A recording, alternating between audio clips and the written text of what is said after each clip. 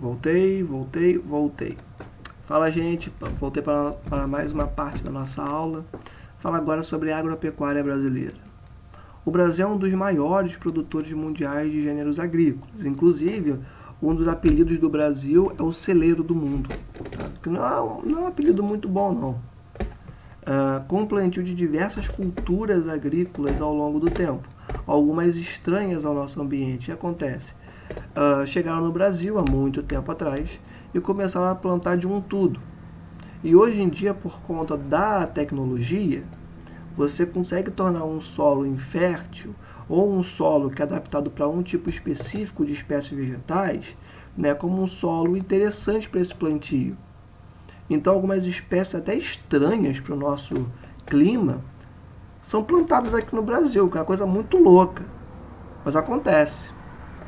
Há muito tempo, inclusive, soja, que é a espécie vegetal, né, a commodity, mais exportada pelo Brasil hoje em dia, não é nativa do Brasil. Não é daqui. É de país frio. E soja tem na sua maior parte no centro-oeste brasileiro, que é seco pra caramba. Tudo bem, né? Os climas frios são muito secos, mas naquela região de clima tropical típico, durante o dia é quente pra caramba. E tá lá no centro-oeste brasileiro. Olha o que a tecnologia do agronegócio faz, como que muda as configurações naturais para conseguir implantar o que eles quiserem. Obviamente isso gera um impacto ambiental muito grande, tá? Além da devastação. Foram introduzidas várias espécies de animais de criação. É bom lembrar que no Brasil hoje em dia já existe mais boi do que gente, tá? Organizado historicamente para atender às necessidades dos principais centros de poder, sem considerar as necessidades da sociedade brasileira. Isso é fundamental para entender não só a agropecuária brasileira, mas para entender o Brasil, como que ele se estrutura. A agricultura, né, a atividade agropecuária no Brasil, desde 1500, sempre foi estruturada para atender o mercado externo, para atender principalmente o mercado europeu. Hoje em dia é o mercado chinês e o norte-americano. Então, é isso. A agropecuária brasileira, desde quando o Brasil foi encontrado pelos portugueses em 1500, nunca foi focada em alimentar a população local. Tanto que, em grande parte, os produtos feitos pelo agronegócio, os produtos exportados pelo agronegócio, funcionam dessa forma. Eles são mandados lá para fora e não aqui para dentro. Eu, pelo menos, não me lembro de saber que na cesta básica brasileira tem soja, cana-de-açúcar. Não lembro disso. Mas o produto que o Brasil mais exporta é soja, que não é nem uma espécie nativa. E essa soja ela vai ser transformada em grãos para alimentar o quê? Para alimentar os pastos. Para alimentar, não os pastos, né? Mas para alimentar os bois do mercado chinês, norte-americano e europeu. Então o Brasil ele produz e vende ração para boi. É o que o Brasil mais exporta para o mundo inteiro. O que já mostra muito, né? O Brasil exportar um dos maiores produtos, se não o maior produto que o Brasil exporta, é um alimento que não está presente na cesta básica do brasileiro, no dia a dia do brasileiro, é basicamente um retrato do que é o Brasil, o celeiro do mundo. Ou seja, ele é focado para alimentar os bois dos outros países. Enquanto que a população não é o foco dele, não. A menor parte o Brasil vende aqui para dentro, né? Pensando em pecuária e tal. Mas quem realmente coloca comida no prato do brasileiro são as produções familiares. Quem realmente coloca comida no prato do brasileiro, produzindo arroz, feijão, chuchu, batata e tantas outras espécies vegetais, é o produtor familiar e que tem tantas dificuldades de produzir no nosso país. Quanto menor é a sua terra, menos chances de pegar empréstimos no banco você tem. E quanto maior a sua terra, maiores são as facilidades de conseguir esses empréstimos. No Brasil é tudo invertido, né? Na Europa é completamente diferente. Completamente diferente. Você pode pensar, pô, professor, mas é a Europa. A Europa é desse tamanho. E produz tanto, quase tanto quanto o Brasil. Por quê? Porque a agricultura é subsidiada pelo Estado. Enfim, isso aí já é um outro assunto. Em outro momento a gente fala sobre isso. Então é isso. A agricultura brasileira, a agropecuária brasileira, na sua maior parte, ela sempre foi destinada para alimentar os mercados externos e não o interno. Quem alimenta o mercado interno brasileiro, na sua maior parte absoluta, é o produtor familiar, tá?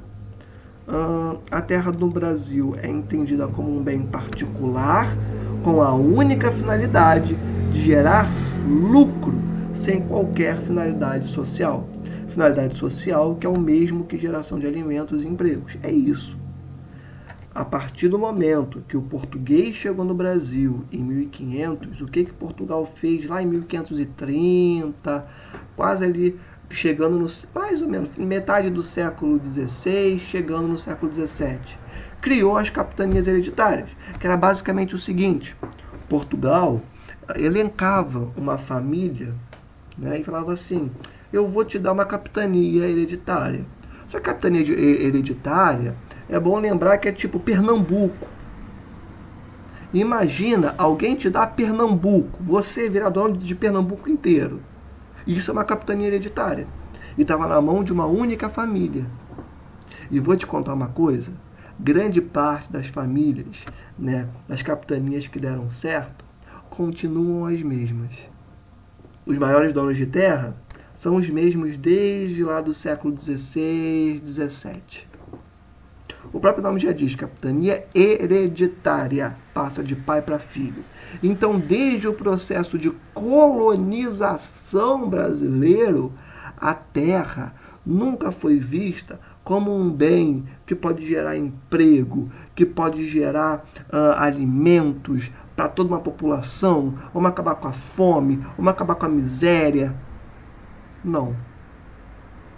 No Brasil, a terra sempre foi vista como um bem particular, em que a única finalidade dessa terra, a única, é gerar lucro para o seu dono, exportando para europeu. Ou seja, começa no século XVI e estamos em 2020 e a estrutura é a mesma. Vamos avançar.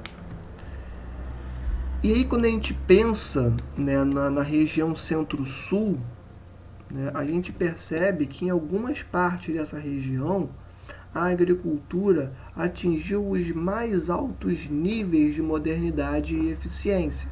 Então, na região centro-sul, né, nós encontramos os mais altos níveis de modernidade e eficiência da nossa agricultura, tá? Ou seja, mais tecnologia empregada, mais altos níveis de modernidade. Apresenta grande produtividade por hectare, técnicas modernas em todas as partes do processo produtivo,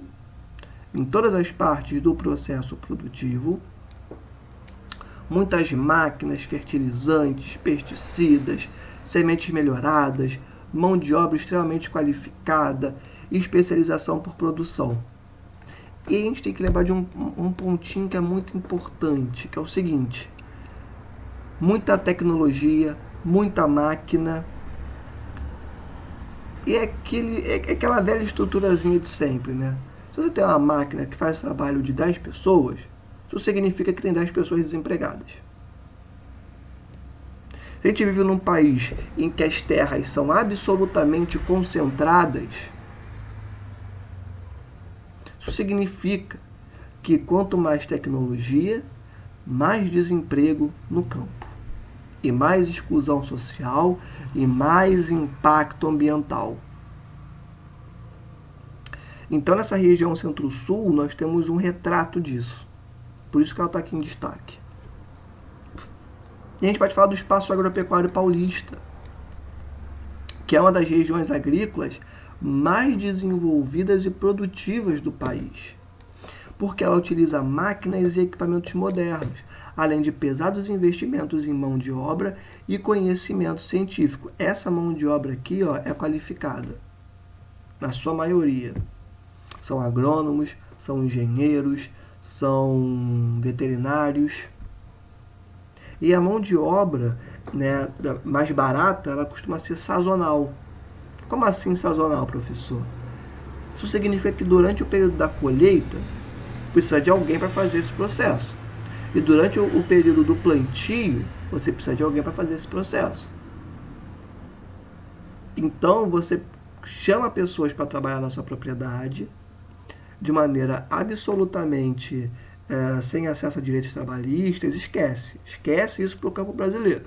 Se você não for um agrônomo, um engenheiro, um engenheiro ambiental, né? Se você não for um veterinário, enfim, uma mão de obra muito qualificada, esquece carteira assinada. Esquece no campo brasileiro. Você vai lá, é utilizado como o dono da terra quer e depois você é mandado embora. Aí no próximo período eles te chamam de volta. Então, a mão de obra, né, que recebe os pesados investimentos, na sua maioria, são essas pessoas, né, de alta qualificação, além daquelas outras que vão complementar todo esse processo durante esses períodos que eu já falei para vocês, do plantio e da colheita, tá? E conhecimento científico, que são as pessoas que inclusive são formadas na cidade e que depois vão para o espaço rural. Destaque a região da Bacia do Paraná, que é uma região de muita produtividade, muita tecnologia empregada e muito desemprego por conta disso, tá? Das pessoas no campo. E nós temos algumas cidades especializadas, como Campinas, Rio Claro, Ribeirão Preto, Jaboticabal, Piracicaba, que são focadas na produção de cana-de-açúcar, que inclusive é o segundo produto mais exportado pelo Brasil, tá? A segunda commodity mais exportada pelo Brasil depois da soja, né? É soja, cana-de-açúcar e depois o milho. São José do Rio Preto, Bebedouro, Matão, Ribeirão Preto, Araraquara, Taquaratinga, que são focadas na produção de laranjas. E nós temos o predomínio, ao que eu acabei de falar para vocês, do trabalho temporário desempenhado pelos boias frias, presentes no Brasil há séculos e continuam presentes. Trabalho temporário que é sazonal, que é basicamente isso, fluxos de camponeses sem terra, a terra não é concentrada na mão de uma única família ou de algumas poucas famílias. Ou seja, o resto das pessoas que estão ali são pessoas sem terra, que são os boias frias, oriundos principalmente da região do Vale do Jequitinhonha e do Paraná, no caso, né, do espaço agropecuário paulista. Então, é o retrato de tudo isso que a gente está falando, e os boias frias são essa mão de obra sem terra e sazonal, e totalmente sem qualquer direito trabalhista sobre o seu trabalho, e qualquer tipo de garantia, estabilidade, sem nada disso, tá? Isso gera um contraste entre a riqueza da agroindústria e da pobreza do camponês. De um lado você tem o agronegócio pop, né? O agro é pop, né? Você tem o agronegócio de um lado com os seus complexos agroindustriais, com as suas universidades, fornecedores de sementes, fornecedores de produtos, né, de agrotóxicos, com as suas plantações gigantescas de soja, de cana-de-açúcar, de milho, laranjais, né? Tem tudo isso. E do outro lado, com a mão de obra extremamente qualificada, pessoas com diplomas e mais diplomas, né, uma riqueza absurda por conta da exportação desses produtos. E do outro lado você tem as pessoas, as boias frias, que perderam suas terras, que não têm outra forma de trabalho, que não tiveram a mesma qualificação que um engenheiro, que o veterinário, e que o seu pai trabalhava na terra, o avô trabalhava na terra, o bisavô trabalhava na terra, e hoje ele não tem terra. Então há um contraste muito grande entre a riqueza do agronegócio, a riqueza do complexo agroindustrial e a pobreza do camponês brasileiro. Destaquezinho aqui para o Vale do Ribeira, tá? Que está no sul do estado de São Paulo, que ele desenvolve uma produção guiada por práticas tradicionais dos camponeses.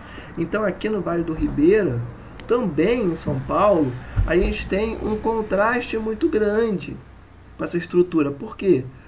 Porque nessa região, no sul de São Paulo, a gente tem a presença muito forte de comunidades quilombolas, uma tradição quilombola muito forte, e que se utilizam de práticas tradicionais que seus pais, seus avós, bisavós foram passando. E por que isso é fundamental para a manutenção da floresta? Por que esses sistemas agrícolas são fundamentais para a manutenção da floresta? Durante a minha graduação, eu tive o privilégio de conhecer algumas agroflorestas. O que são agroflorestas? É uma forma de plantar, né? Um tipo de plantio, ou também podemos chamar de sistema agrícola, como está aqui no slide de vocês, né? Que ele é feito no meio da floresta. As pessoas vão para a floresta, abrem um pequeno espaçozinho e plantam ali mandioca, plantam cenoura, chuchu, tudo. O que acontece? A própria floresta, gago, ela mantém esse plantio. Ou seja, não impede que pragas se propaguem ali por essas espécies.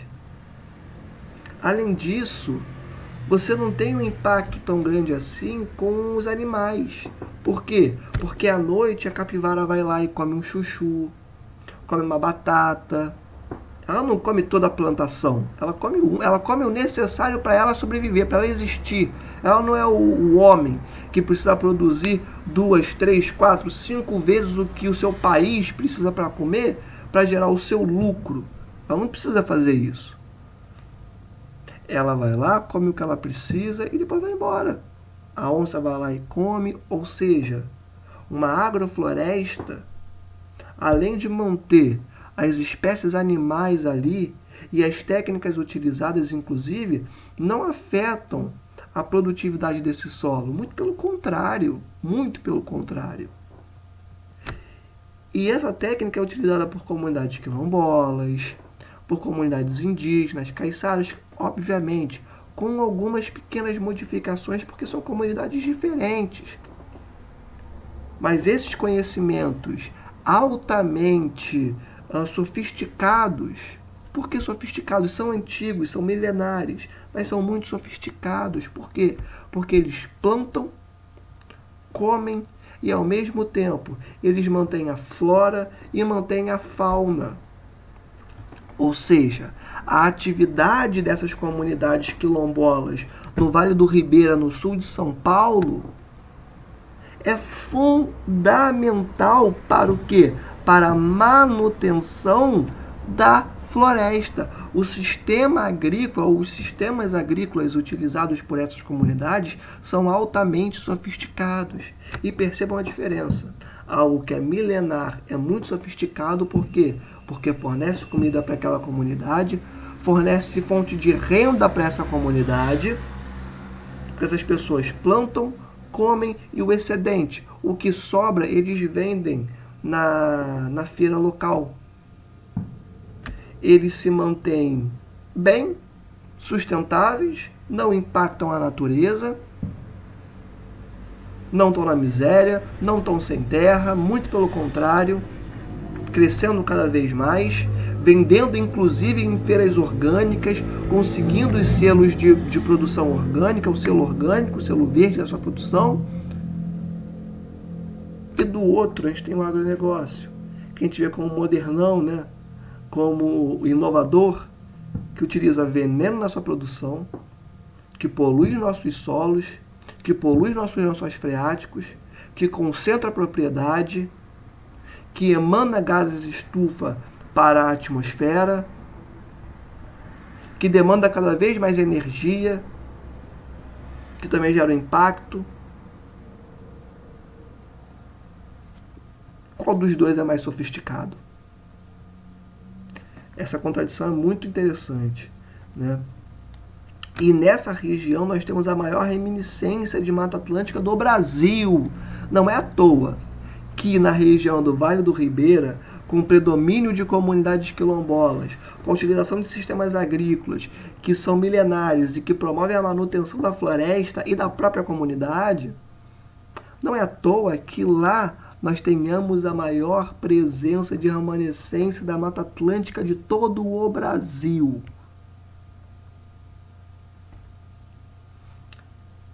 E eles produzem uma variedade de espécies vegetais muito grande. Eles têm um banco genético muito grande, muito expressivo. Por quê? Porque ao contrário do agronegócio, que só produz soja, cana-de-açúcar, laranja, soja, cana-de-açúcar, laranja, ou seja, são propriedades monocultorais focadas no mercado externo.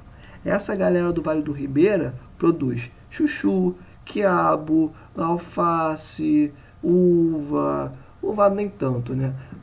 Batata e cenoura, tantas outras espécies vegetais. E não produz só uma, porque a galera conhece. Produz vários tipos de chuchu, vários tipos de quiabo, porque se por acaso cair uma praga ali naquele tipo, tem outro. Entendem? Então eles têm um banco genético muito importante e que é fundamental. Eles têm um banco genético orgânico sem serem sementes geneticamente modificadas, que o agronegócio faz isso, sem serem sementes geneticamente modificadas.